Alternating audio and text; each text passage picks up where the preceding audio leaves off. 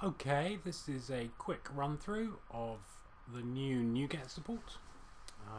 So what we're going to do is we're going to start in the Windows and we're going to create a new portable class library. So what we're going to call this is we're going to call this myapp.core and we'll create it in the myapp solution. So we hit OK, it asks us what we want to build. We want to support Monodroid, Monotouch and Mango and higher. It goes off and creates it.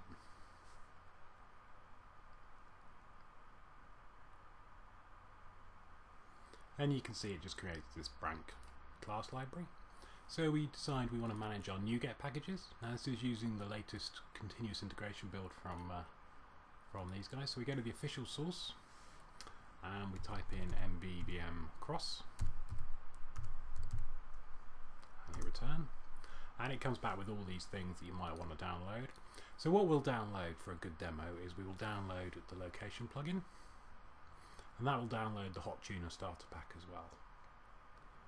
So we get that, and what you discover is there's a few references been added, and also there's this to-do folder with just one file in it. So we look in that file and it says what you have to do is you have to add a view model and you have to add initialize.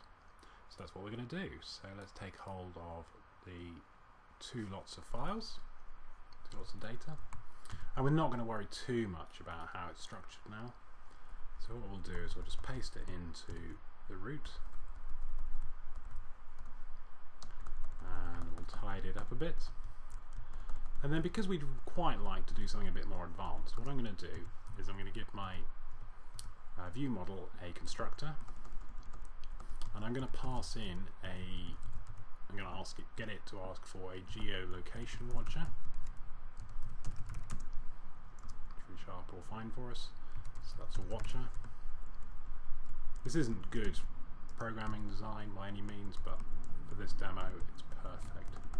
So we also then get a watcher, and we do watcher, and then we don't really need a property called hello. So what we'll do is we will add a property called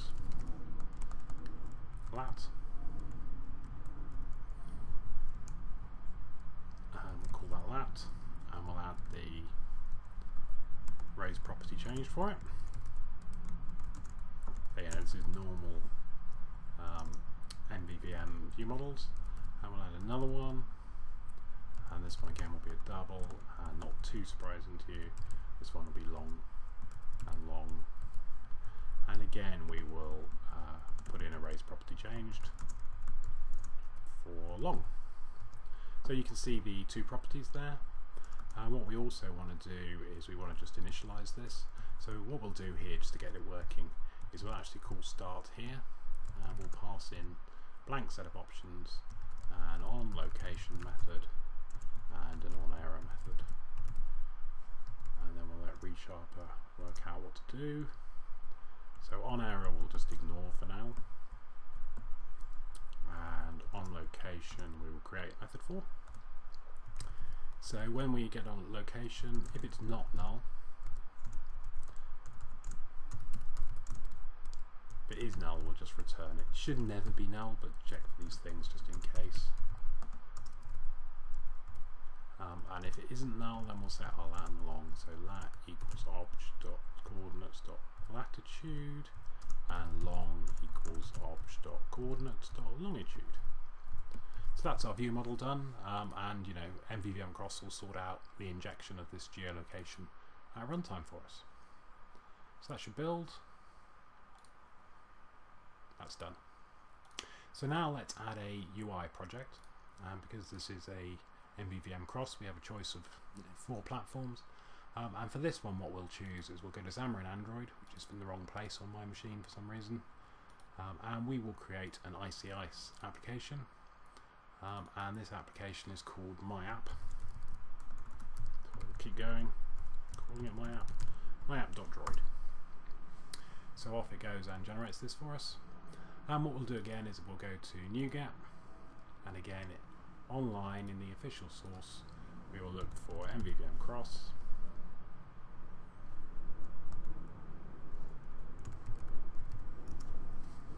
and again what we'll do is we'll install a location plugin. So what you'll see is when you've installed it in the Android project, you get a lot more, and particularly you get like Android specific versions of these guys, and you get a lot more instructions and things to do. So you can follow through these instructions. The first thing it says is add a reference to the core PCL project. So we do add a reference and we add it. The next thing it says is create a setup file, and it's given us one of these as a template, so we'll do that. So we just rename it to setup.cs so the compiler can see it. And then you see we get this, but there are a few namespaces and things you have to tidy up. So my app here, my app here. And the other thing that this is missing at the moment is because it's the generic starter pack that this is generated from, it doesn't initialize the plugin for location. So what we'll do is we'll just add that as well. So there was just one line there that's not in the kind of built-in instructions. Right, so back to the instructions. After that it says add the binding attributes file. Again, it's given us a template for that. So we just copy the template or move the template over into values and then rename it to its proper name. So its proper name is just without the bits on either side. And you'll see it's already marked as a Android resource, or it should be. Let me just check it. Okay, it needs to be marked as an Android resource. Normally that gets picked up on its own. Right, so back to the instructions. We've done number 3. So the next thing is add a splash screen and delete activity 1. So let's take activity 1 and delete it. And the splash screen, we need to copy the AXML over into the template and the splash screen down into the root. So we'll rename this to get it into the right sort of shape. Screen.cs.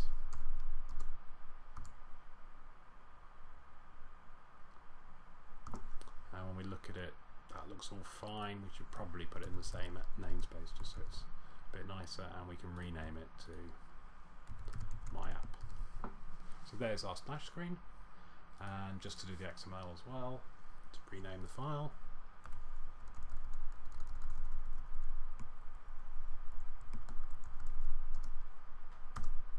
Step 4 done. So back in the instructions it says add a views folder and add a first view. So let's do that. Call it views, and in here we want to add our first view, so we take the CS file, and into the layout we want to add the AXML. So to the CS first, let's rename it again.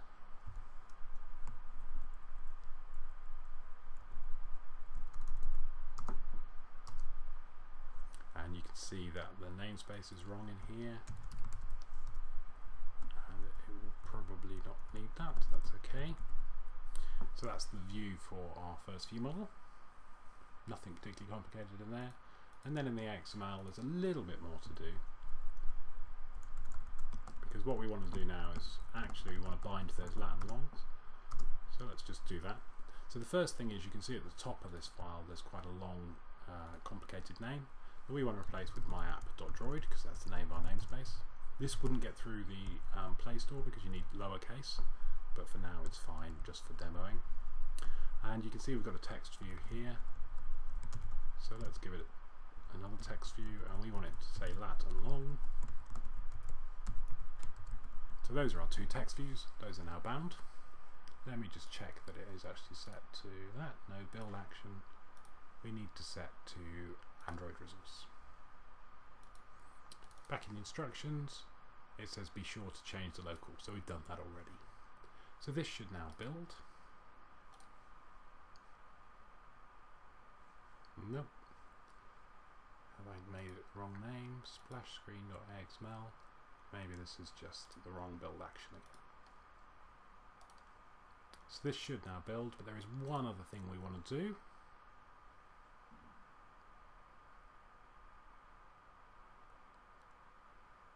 So the other thing we need to do is, because we're going to get location, we need to set it in the manifest.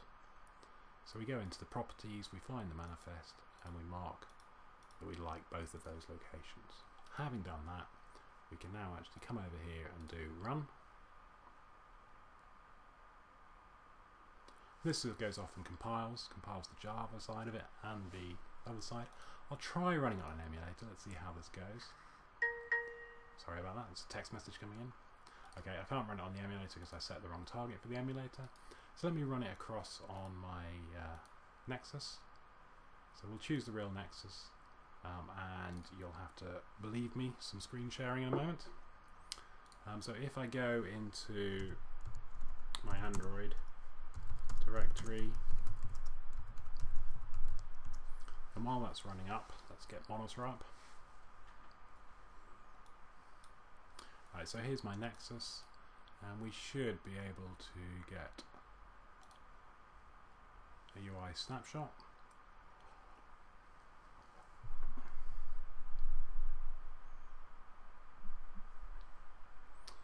And the UI snapshot shows you just an empty Nexus to start with.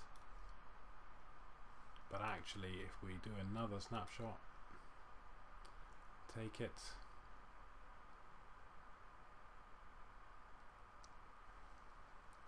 and what you should be able to see now, although obviously it's going to be a bit small, is that actually we now have a lat and a long shown there, and those lat and longs are in London. Now that's a pretty poor demo, apologies for that.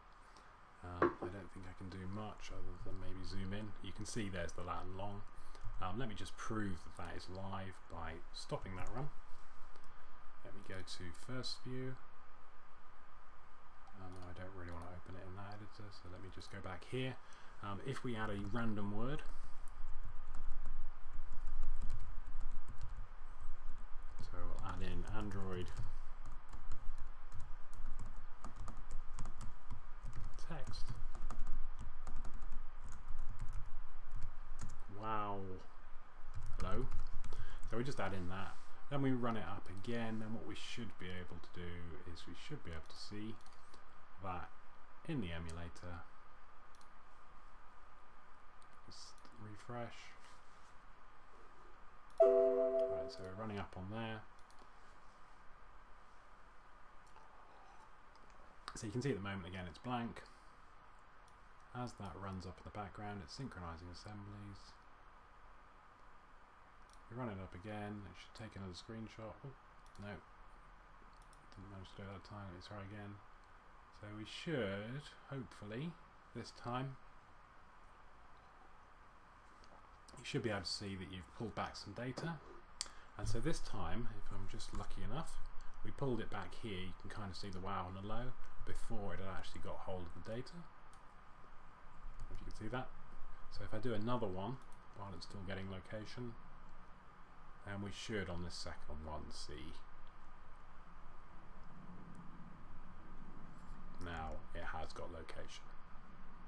Okay, so that is Nuget running MvvmCross straight to MvvmAndroid.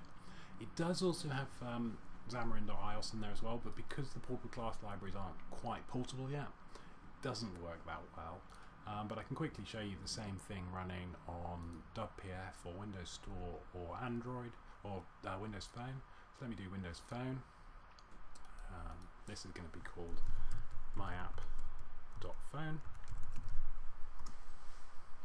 We'll choose back to Mango 7.1. So what we're going to do is we're going to do exactly the same thing, manage Nuget, go to the official source, ask for MvvmCross, download the location plugin. You can see that we have, similar type instructions about what to do. So let's use them. It says add a reference to the core project. So we add it. Then the next instruction is create a setup file. So we have a setup file here. So let's drag it to the root and rename it.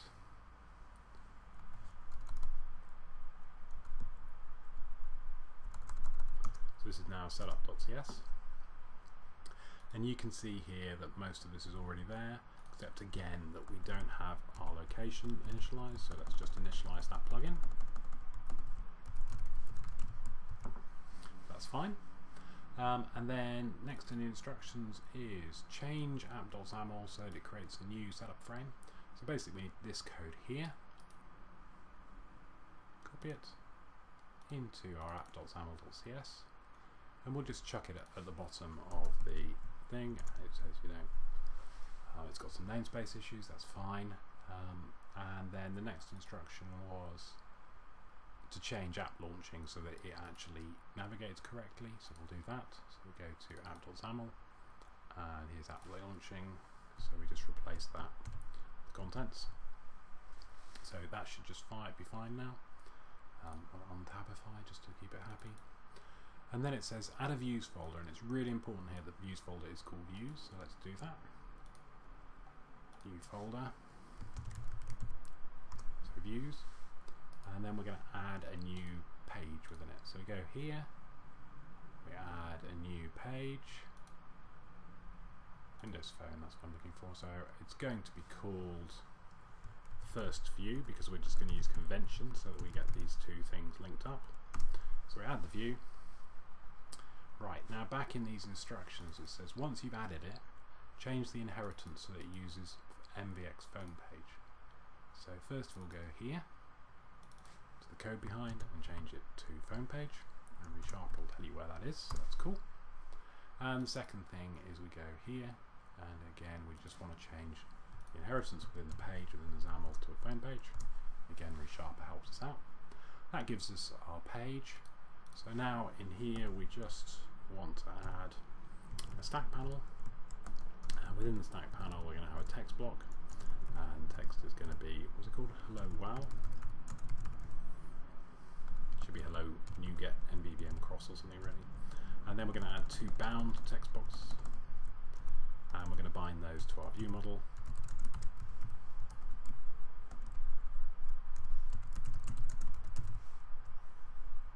And let's just, to make it a bit more interesting as a demo, let's make the font size a bit bigger. Font size equals 32. And we'll do that in all these places. Right, so now I think we also, within this, because we're using location, we need to find the manifest for it, which I think is in here. So in capabilities, it's already got location, so we don't need to do anything. So let's just start this guy up. Debug, start new instance. I think it's going to start on no. Okay, so I didn't quite get all the changes done. This needs to be in my app.core. So that's just where your application is, which is in the portable class library.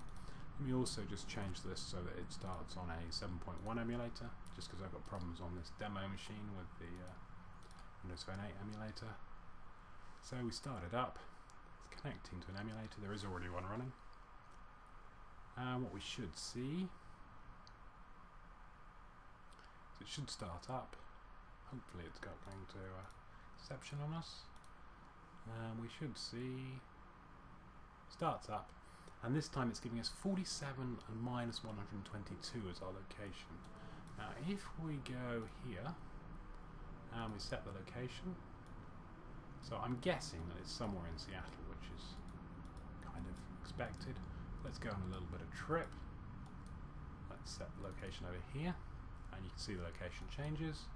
And you know, we can come all the way over until we get to Europe eventually. This is somewhere in France. Let's just go up. So I'm actually here, and if I set the location, then that's where I am. I can do the same thing on Windows Store, and as I say, we can almost do the same thing on Touch. .pf is just a little bit further away just because we haven't got all the plugins, but generally that's it. Daniel Playstead is a hero. He worked on the Nuget support for Mono Touch and Mono Droid, Xamarin.Android and Xamarin.iOS. The pull request itself, or the issues, came in on Christmas Day. Daniel, thank you very much. And that kind of concludes it. So I hope that kind of gives you a demo what you can do now live on Nuget. It is marked as beta, but it seems to work.